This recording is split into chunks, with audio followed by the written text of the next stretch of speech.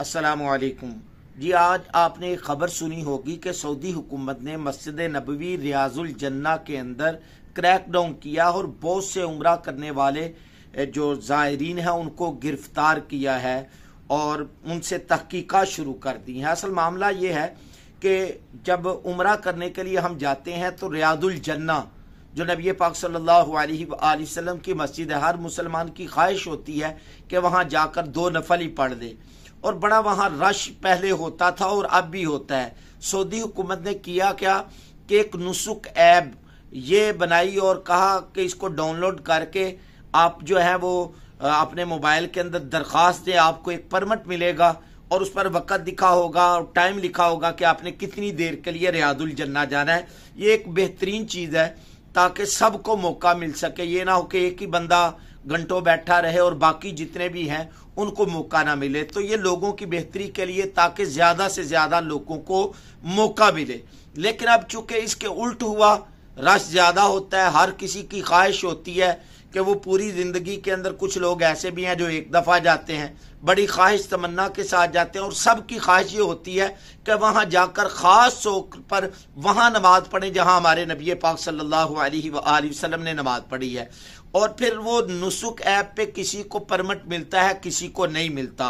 वो रश देखते हैं कि कितने लोग जा सकते हैं, उसके मुताबिक परमिट देती है हुकूमत, और फिर जब परमिट मिलता है तो लोग चले जाते हैं।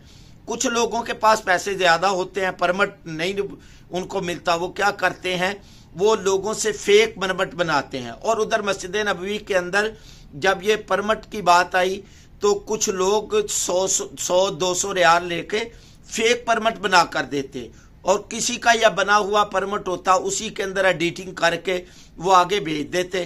पुलिस भी जो है वो बस ऐसे देखती मोबाइल और आगे बंदे को भेज देती।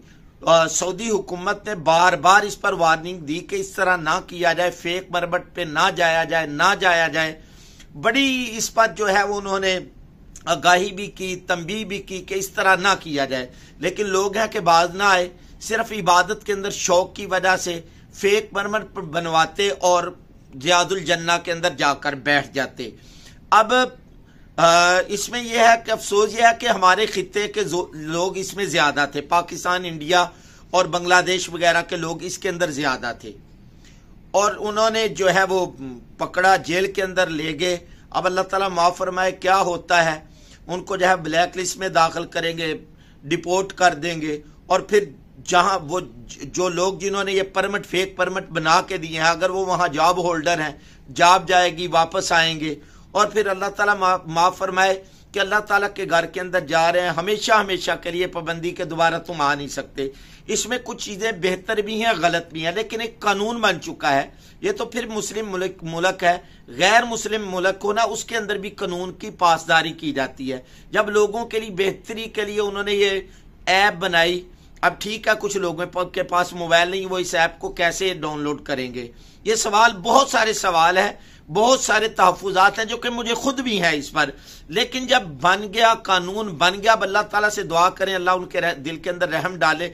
एक दफा साल के अंदर बंदा जा सकता है, पहले महीने में एक दफा था, अब साल में एक दफा, और वो परमिट के बगैर नहीं जा सकता। खुद जब मैं गया था अल्हम्दुलिल्लाह तो ऐसा था कि नमाज असर से पहले मैं दाखिल हो जाता था, चूंकि नमाज असर के बाद कोई नफल नहीं है, वो नहीं निकालते थे उस टाइम, और मगरिब के बाद वैसे ही टाइम थोड़ा होता था, वो फिर भी नहीं निकालते थे। जो नमाज असर से कुछ देर पहले चला जाता था, ईशा तक वो उधर बैठा रहता था, उसको छेड़छाड़ नहीं होती थी। अब पता नहीं क्या हालात है, तो काफी टाइम उसमें से गुजारता था। लेकिन अब चूंकि उन्होंने एक कानून बना दिया, इसलिए जितने भी ज़ायरीन जा रहे हैं उम्रा करने के लिए उनको बताएं कि जो नुसुक ऐप है उसको डाउनलोड करें या किसी से करवाएं, उस पर अपना नाम पता दे, जब परमिट आपको मिले तो आप आ जाएं, नहीं तो बस अल्लाह ताला से मांगे।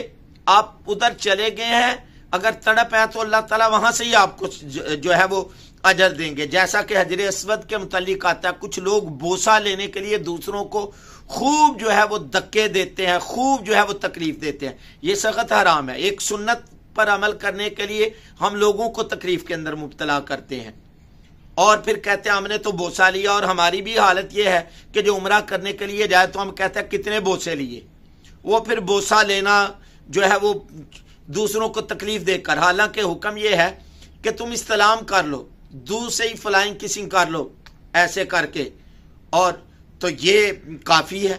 ये ऐसे ही है जैसा कि उसने हजर अस्वद का बोसा ले लिया। और अगर वैसे भी लेना हो तो उसका आसान सा मैं हल आपको बता देता हूँ। हजर अस्वद का बोसा किसी भी नमाज के टाइम पता चल जाता है, आइडिया हो जाता है। जब हम जाते हैं 1-2 दिन उधर रहते हैं, नमाज के टाइम आप जो है वो तवाफ करते करते करते रुकने यमानी पे आके रुक जाए, वहां राशन नहीं होता। जैसे ही अदान होगी सारे लोग साइड पे हो जाएंगे, जो रुकने यमानी के साथ दीवार के साथ लगे हुए होते हैं उनको एक एक करके बुलाते हैं और वो बोसा लेते हैं और चले जाते हैं। और भी बहुत सारे तरीके हैं। बहरहाल फेक परमिट से बचें आप। जिन्होंने देखे फेक परमिट बना के दिया, अगर वो वहां रहते हैं, जॉब जाएगी, ब्लैक लिस्ट में जाएंगे, डिपोर्ट कर दिए जाएंगे। और ये बार बार उन्होंने आगाह किया था कि इस तरह ना किया जाए। और जो वहां उम्रा करने के लिए गए, अब हो सकता है, मुमकिन है, बादशाहत है उधर, वो पाबंदी लगा दे कि पूरी जिंदगी आ ही नहीं सकते। तो इसलिए मैं और आप कोशिश करें हर चीज के अंदर एतदाल के अंदर रहे, मोतदर रहे, इबादत के अंदर भी एतदाल के साथ। जो जहां के कवानीन है उनकी मैं और आप पासदारी करें। तो मैंने सोचा ये लोगों के फायदे के लिए वीडियो रिकॉर्ड करवा के जितना हो सके इसको मैं आगे फैला दूं। अल्लाह ताला मुझे आपको दीनी इस्लाम की सही समझ अता फरमाए, उसके मुताबिक अमल करने की तौफीक अता फरमाए। मुझे अपनी ढेर सारी दुआओं के अंदर याद रखिएगा, मैं भी आपको अपनी ढेर सारी दुआओं के अंदर याद रखूंगा। अल्लाह निगहबान। अस्सलामु अलैकुम रहमतुल्लाह।